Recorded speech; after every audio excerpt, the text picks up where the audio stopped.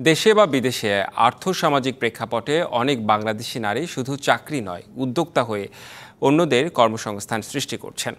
মালয়েশিয়ায় বাংলাদেশি নারী উদ্যোক্তা জাহিদাও সেই সংগ্রামের একজন।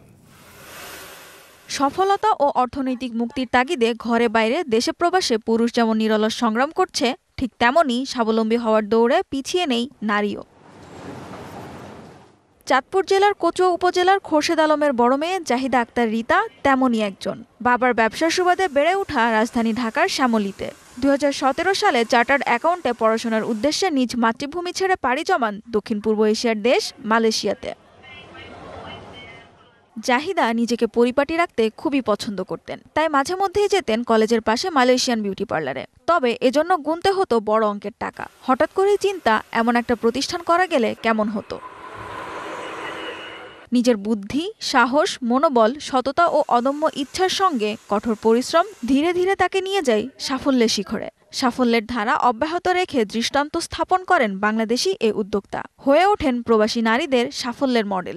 শুরুতে আমি নিজে অনেক সাজগোজ পছন্দ করতাম, তো ওই জন্য আমি দেখা যেত এখানকার সেলুনগুলোতে মোটামুটি মান্থলি আমার অনেক টাকা স্পেন্ড হতো। আমি এরকম করতে করতে আমি ভাবলাম যে তাহলে আমি নিজেই কেন না একটা এই বিজনেসটা কিভাবে করা যায়। তো সেই চিন্তা থেকে আসলে আমার বিজনেসটা মাথায় আসা এবং সেখান থেকে শুরু করা অল্প অল্প করে।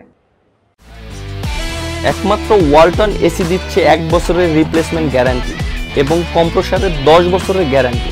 জাহিদা আক্তার জানান, মালয়েশিয়ায় ব্যবসা শুরু করার সময় অনেকেই অনেক মন্তব্য করেছেন, তবে তিনি দমে যাননি, এগিয়ে গেছেন নিজ লক্ষ্যে। পার্লারটাতে প্রথম যখন আসলাম দেখলাম একজন বাংলাদেশি আপু, দেখে আমার খুব ভালো লাগলো। দেন আমি এখানে এসে সার্ভিস নিলাম, বেশ ভালো, খুব আন্তরিক, সার্ভিস অনেক ভালো। মালয়েশিয়াতে 2টি সেলুন রয়েছে তার, যেখানে বর্তমানে কাজ করেন Indonesia, Yemen, Philippines, Myanmar, Thailand, Vietnam, India, Malaysian কর্মী। আমার এখানে 2টা শপ আছে। তো এখানে ইরানি স্টাফ আছে, মালয়েশিয়ান স্টাফ আছে, মিয়ানমারের আছে, ইন্ডিয়ান আছে। তো টোটাল 8 জন স্টাফ আমার আন্ডারে কাজ করছে। মালয়েশিয়ায় তাকে দেখে অনুপ্রাণিত হন অন্যান্য উদ্যোক্তারাও। সানজিদা ইসলাম তন্নি, ডিবিসি নিউজ ডেস্ক।